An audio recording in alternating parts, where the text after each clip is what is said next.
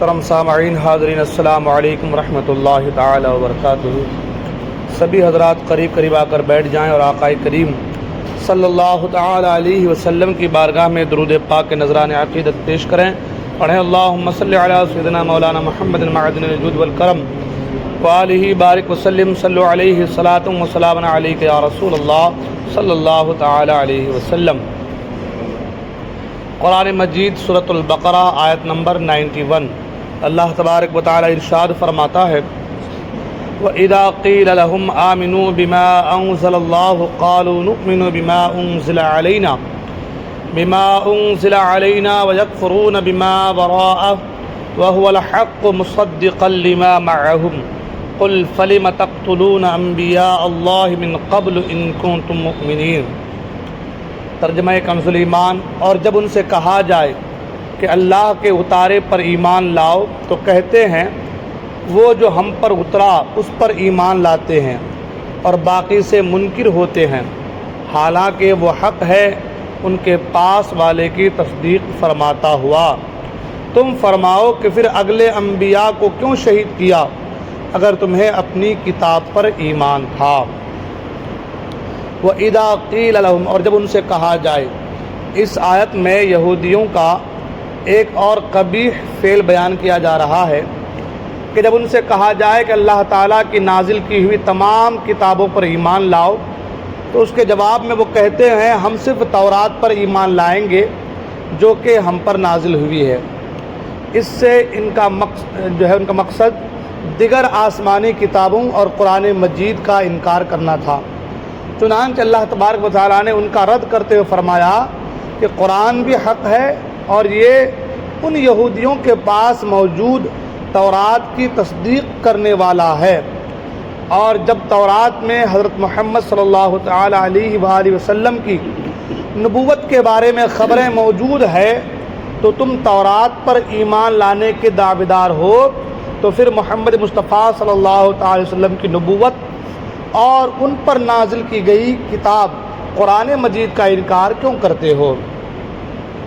اور اے حبیب صلی اللہ تعالی وسلم، آپ ان یہودیوں سے فرمائیں اگر تم تورات پر ایمان لانے کے اتنے ہی بڑے دعویدار ہو تو یہ بتاؤ کہ تم نے پہلے انبیاء کرام علیہم السلام کو شہید کیوں کیا؟ تو انبیاء کو شہید کیوں کرتے تھے؟ حالانکہ تورات میں تو انبیاء کرام علیہم السلام کو شہید کرنے سے منع کیا گیا۔ یعنی یہودیوں کا ایک اور قبیح فعل یہاں بیان کیا جا رہا ہے کہ انہوں نے کہا کہ بھئی تو ان سے کہا گیا کہ تم قرآن مجید پر ایمان لاؤ، اللہ کے رسول صلی اللہ علیہ وسلم پر ایمان لاؤ، تو وہ کہتے ہیں جو ہم پر نازل ہوا ہے تورات ہم اس پر ایمان لائیں گے اور کسی کو نہیں مانیں گے، باقی سب کے منکر ہیں۔ تو اللہ تبارک و تعالیٰ نے اس کا رد بلیغ فرمایا اور کہا کہ اگر تم تورات کو مانتے ہو دیگر چیزوں کو نہیں مانتے ہو تو تورات میں تو اللہ کے رسول صلی اللہ علیہ وسلم کا ذکر ہے، محمد مصطفیٰ صلی اللہ علیہ وسلم کی نبوت کا ذکر ہے، تو اگر تورات کو مانتے ہو تو پھر ان کا ذکر جب وہاں موجود ہے تو ان کو کیوں نہیں مانتے؟ تورات میں تو آقا کریم صلی اللہ علیہ وسلم کی نبوت کا ذکر ہے، تو اگر تورات کو تم مانتے ہو تو پھر نبی کی نبوت کو ہی ماننا پڑے گا، اور اگر نبی کی نبوت کو تم نہیں مانتے تو پھر تم کما حق و تورات کو ماننے والے نہیں ہوئے۔ اور تورات میں تو قرآن مجید کے تعلق سے بھی ہے، تو پھر تم قرآن مجید کا انکار کیوں کرتے ہو؟ اور پھر اللہ نے فرمایا کہ اے محبوب آپ ان سے پوچھئے، ٹھیک ہے اگر تم تورات کو اتنا ہی مانتے ہو، اتنے ہی دعوے دار ہو، تو پھر تورات میں انبیاء کو شہید کرنے کو منع فرمایا گیا، تو پھر تو انبیاء کرام کو شہید کیوں کرتے تھے؟ شہید کیوں کرتے تھے؟ تو کہنے کا مطلب یہ ہے کہ یہ صرف جو باتیں ان کے بھلے کی لگے، ان کو لگے کہ اس میں کوئی ہمارے دشواری نہیں ہے، اس میں ہمیں کچھ کرنا نہیں ہے، یہ ہمارے بالکل موافق ہے، انہی باتوں کو پکڑ لیتے اور باقی باتوں کو چھوڑ دیتے تھے۔ حالانکہ ساری باتیں ایک اللہ کے ماننے والے کے لیے بہتر ہے، کیونکہ آسمانی کتابوں میں جو کچھ ہے وہ اس میں کوئی کمی بیشی، اس میں کوئی خرابی نہیں ہے، وہ تو اللہ کا احکام ہے، وہ تو اللہ کے فرامین ہے، اس میں کوئی کمی بیشی نہیں ہے۔ مگر ان کو ایسا لگتا تھا کہ یہ چیزیں ہمارے موافق چل رہی ہیں، کیونکہ وہ خود الٹے تھے۔ اگر وہ سیدھے ہوتے، مثال کے طور ایک مسلمان ہے، کمی مسلمان کے اندر ہے، قرآن کے اندر نہیں ہے، اب کوئی آیت ایسے لگے کہ بھائی یہ آیت تو سود کے تعلق سے ہے، حرام کاری کے تعلق سے ہے، زنا کے تعلق سے ہے. اب آدمی گنہگار ہے، زانی ہے، شرابی ہے، پاپی ہے، تو یہ کہے کہ بھائی یہ آیت صحیح نہیں ہے. تو آیت تو صحیح ہے، تم صحیح نہیں ہو، ہے نا. تو یہی چیز تورات میں کہ تورات میں جو کچھ ہے وہ تو اللہ کا ہی احکام ہے، وہ صحیح ہے، مگر یہ ان کے اندر کمیاں تھیں تو انہوں نے ان کو اپنے اندر ڈھالنے کی، اپنے حساب سے بدلنے کی کوشش کر دی. اللہ نے فرمایا کہ اگر تم تورات کو اتنے تم کہتے ہم تورات کو مانیں، کسی کو نہیں مانیں گے، تو پھر تورات میں مصطفیٰ کا ذکر ہے، مصطفیٰ کو کیوں نہیں مانتے؟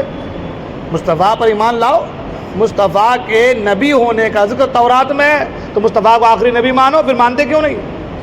تورات میں یہ بھی لکھا ہے کہ انبیاء کو شہید کرنا منع ہے، تو انبیاء کو شہید کیوں کرتے تھے پھر؟ اس سے پتہ یہ چلا کہ تمہارا صرف ظاہر یہ کہہ رہا ہے کہ تم تورات کو مانتے ہو، لیکن تمہارا باطن یہ کہہ رہا ہے کہ تم تورات کو بھی نہیں مانتے. اس آیت سے، آیت وَإِذَا قِيلَ لَهُمْ سے معلوم یہ ہوا کہ تمام آسمانی کتابوں میں اللہ کے رسول صلی اللہ علیہ وسلم کے فرمانوں پر جو ہے کتابوں پر، تمام آسمانی کتابوں پر اور اللہ کے رسول صلی اللہ علیہ وسلم کے فرمانوں پر ایمان لانا ضروری ہے نا. تمام آسمانی کتابوں پر اور حضور اکرم صلی اللہ علیہ وسلم کے فرمانوں پر ایمان لانا ضروری ہے، اور ان میں سے ایک کا بھی انکار یہ کفر ہے. آسمانی کتابوں کا انکار یا اللہ کے رسول صلی اللہ علیہ وسلم کے فرمانوں کا انکار ہے نا، کہ ان پر ایمان لانا ضروری ہے. تو ان میں سے کسی ایک کا بھی انکار کیا ہے؟ کفر ہے. یوں ہی تمام انبیاء کرام علیہم الصلوۃ والسلام پر ایمان لانا ضروری ہے، اور ان میں سے ایک کا بھی انکار کرنا کفر ہے. اور دوسری چیز یہ معلوم ہوئی، پتہ یہ چلا کہ انبیاء اکرام علیہم الصلوۃ والسلام کی تعظیم ایمان کا رکن اعلیٰ ہے. حضور کی تعظیم، انبیاء اکرام کی تعظیم ایمان کا رکن اعلیٰ ہے، اور ان کی توہین کرنا یہ کفر ہے. اس آیت سے یہ بھی معلوم ہوا. تیسری چیز اس آیت کے اندر یہ بھی معلوم ہوا کہ اللہ تعالیٰ کے نبی علیہ الصلوۃ والسلام کو شہید کرنا کفر ہے. تو قرآن یہ کہہ رہا ہے کہ اگر تم قرآن کو مانتے تھے پھر انبیاء کو شہید کیوں کرتے تھے؟ پتہ چلا کہ انبیاء کو شہید کرنے کی ممانعت ہے آسمانی کتابوں میں، اور جو اللہ کے احکام کی جو ہے خلاف ورزی کرے، اس کو نہ مانے، اس کا انکار کرے، تو یہ کفر ہے نا. تو پتہ یہ چلا کہ انبیاء کرام اللہ کے نبیوں کو شہید کرنا کفر ہے. ہاں، اللہ تعالیٰ نبی علیہ السلام کو شہید کرنا کفر ہے. ساتھ ہی ساتھ چوتھی چیز یہ بھی پتہ چلی، معلوم ہوا کہ کفر سے راضی ہونا بھی کفر ہے. کفر سے راضی ہونا بھی، کیونکہ حضور اکرم صلی اللہ علیہ وسلم کے زمانے کے بنی اسرائیل نے انبیاء کرام علیہ السلام کو شہید نہ کیا تھا. شہید تو پہلے کے لوگوں نے کیا، ان کے باپ دادا نے کیا تھا. حضور کے زمانے کے یہودیوں نے شہید نہیں کیا تھا، مگر چونکہ وہ قاتلوں کی اس حرکت سے راضی تھے. مگر یہ یہودی جو تھے حضور کے زمانے کے تھے، انہوں نے کسی نبی کو شہید نہیں کیا تھا، ان کے باپ دادا نے کیا تھا. کیونکہ حضور کے زمانے میں حضور کے علاوہ تو کوئی نبی تھا ہی نہیں، ہے نا. حضور تو آخری نبی ہے، اور حضور سے 500 سال پہلے عیسیٰ علیہ السلام کا زمانہ گزرا ہے. عیسیٰ علیہ السلام سے جو پہلے کے انبیاء گزرے ہیں ان کو شہید کیا گیا، جیسے زکریا علیہ السلام ہے، یحییٰ علیہ السلام ہے، تو ان کو شہید کیا. تو شہید کرنے والے کوئی اور تھے، انہوں نے شہید نہیں کیا. مگر یہ لوگ جو ہے جو شہید کرنے والے تھے ان کے کفر پر راضی تھے، ان کے کفر پر راضی تھے. تو پتہ چلا کہ کفر سے راضی ہونا بھی کفر ہے. کفر سے راضی ہونا بھی کفر ہے. تو چونکہ وہ قاتلوں کی حرکت سے راضی تھے اور اس کو اپنا بڑا مانتے تھے، اس کو اپنا بڑا مانتے تھے، اور انہیں عظمت سے یاد کرتے تھے، اس لیے انہیں بھی قاتلوں میں شامل کیا گیا. انہیں بھی قاتلوں میں. اس سے ایک بہت بڑا مسئلہ حل ہو گیا. آج لوگ کہتے ہیں بھائی گستاخی تو اشرف علی تھانوی نے کی ہے حضور کی شان میں، معاذ اللہ. گستاخی رشید احمد گنگوہی نے کی ہے، ہم تھوڑی کرتے ہیں، یا یہ تھوڑی کرتے ہیں، ان کو جو آپ ہاوڑا کہتے ہیں یہ تھوڑی کرتے ہیں. تو ہم یہ کہیں گے کہ یہ جو ہے نا ان کے اس قول و فعل پر یہ راضی ہیں. ہاں، یہ کیا ہے؟ ان کو امام مانتے ہیں. یہ کیا ہے؟ ان کو حق پر مانتے ہیں. یہ کیا ہے؟ ان کو اچھا مانتے ہیں. اور قرآن نے کہا یوم ندعو کل اناس بامامہم، قیامت دن تم کو تمہارے امام کے ساتھ اٹھایا جائے گا. ہاں، تو یہاں یہ کہہ رہا ہے کہ کفر سے راضی ہونا بھی کفر ہے. حضور کے زمانے کے یہودیوں نے انبیاء کو شہید نہیں کیا تھا، مگر ان کی اس حرکت پر یہ خوش تھے. اچھا نہیں، ٹھیک ہے جو انہوں نے کیا اچھا کیا ہے. تو اب کیونکہ انہوں نے قتل نہیں کیا، شہید نہیں کیا، مگر ان کے حرکت پر یہ خوش ہوئے، تو ان کو بھی کافروں کی کیٹیگری میں شامل کر دیا گیا، ان کو بھی قاتلوں میں شامل کیا گیا۔ آگے کتاب میں وہی چیز لکھا ہے کہ آج کل بھی اگر کوئی بذات خود گستاخی نہ بھی کرے لیکن گستاخوں کو اچھا سمجھے، انہیں اپنا بڑا مانے، تو وہ بھی انہی میں شامل ہیں اور وہ بھی گستاخ ہی ہے۔ دیکھیے یہ کتاب میں بالکل تفسیر میں بالکل اس کو انڈر لائن کر دیا گیا۔ حضرت عرس رضی اللہ تعالیٰ سے روایت ہے کہ حضور اکرم صلی اللہ علیہ وسلم نے ارشاد فرمایا، جب زمین پر گناہ کیا جائے تو جو وہاں موجود ہے مگر اسے برا جانتا ہے وہ اس کی مثل ہے، اور جو وہاں نہیں ہے مگر اس پر راضی ہے وہ اس کی مثل ہے جو وہاں حاضر ہے۔ کیا فرمایا اللہ علیہ وسلم نے؟ زمین پہ کوئی برا کام ہو رہا ہو، کوئی غلط کام ہو رہا ہو، تو جو وہاں موجود ہے مگر اسے برا جانتا ہے، اسے برا سمجھتا ہے، تو وہ اس کی مثل ہے، وہ اس کی مثل ہے، اور جو وہاں نہیں ہے، جو وہاں اس کی مثل ہے، کس کی مثل؟ جو وہاں نہیں ہے، مطلب حاضر ہے آدمی مگر اس کو برا سمجھتا ہے۔ مثال کے طور پر یہاں پر غلط کام ہو رہا ہے، میں یہاں پر ہوں مگر میں کہہ رہا ہوں یہ غلط ہے، یہ برا ہے، تو میں کس کی طرح ہوں؟ میں اس کی طرح ہوں جو یہاں نہیں ہے، میں اس کی طرح ہوں جو یہاں نہیں ہے، یعنی مجھ پر کوئی گناہ نہیں کیونکہ میں اس کو برا سمجھ رہا ہوں۔ اور جو وہاں نہیں ہے مگر اس پر راضی ہے، جو یہاں نہیں ہے، غلط کام ہو رہا ہے یہاں پر نہیں ہے، کہیں اور ہے، مگر وہیں سے کہہ رہا نہیں اچھا کیا، وہ اچھا کیا، اور فرماتے ہیں تو وہ اس کی طرح ہے جو وہاں حاضر ہے۔ بات سمجھ میں آئی؟ اس کے پتہ یہ چلا کہ برے کام پر خوش ہونا، چاہے آپ وہاں پر ہو یا نہ ہو، کہیں بھی ہو، اس برے کام پر خوش ہونا، آپ اس برے کام کرنے والے کے گروہ میں ہیں، آپ اس برے کام کرنے والے کے گروہ میں۔ تو آج کل جو ہم کہہ رہے ہیں کہ یہ وہابی دیوبندی سے بچو، کیوں کہتے ہیں؟ یہ ان گروہوں کو اپنا امام مانتے ہیں۔ کن گروہوں کو؟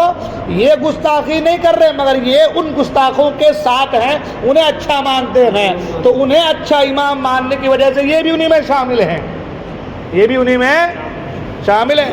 گستاخی تو اشرف علی تھانوی نے کی ہے نا، رشید احمد گنگوہی نے کی ہے نا، دیگر لوگوں نے، خیر احمد امبیٹوی نے کی ہے، دیگر لوگوں نے کی ہے، مگر یہ کیا کہتے ہیں؟ وہ بھی تو اچھے لوگ تھے، مولوی لوگ تھے نا بھائی، مسلمان لوگ تھے نا، تو یہ ان کو امام ماننے کی وجہ سے انہوں نے گستاخی نہیں کی، پر ان کو امام ماننے کی وجہ سے یہ بھی گئے۔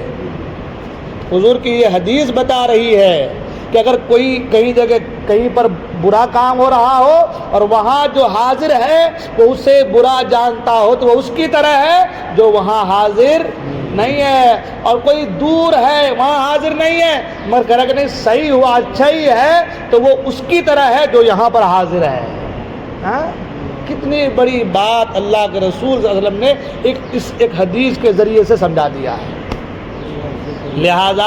لہذا برے کا ساتھ آپ کہیں سے بھی دو، کہیں سے بھی رہ کے دو، برے کا ساتھ دو گے تو آپ کا نام برے کے ہی لسٹ میں ہوگا، اور آپ اگر برائی کے خلاف رہو گے، آپ کہیں بھی رہو، آپ کا نام برائی کے خلاف ہی لکھا، اس کے لسٹ میں ہی لکھا جائے گا۔ اس لیے کہتے ہیں ان سے بچیے، کیا کہتے ہیں؟ ان سے بچیے، انبیاء کے گستاخ ہیں۔ اللہ تعالی ہم تمام کو کہنے سنن کرنے کی توفیق عطا فرمائے، ہمارے گناہوں کو معاف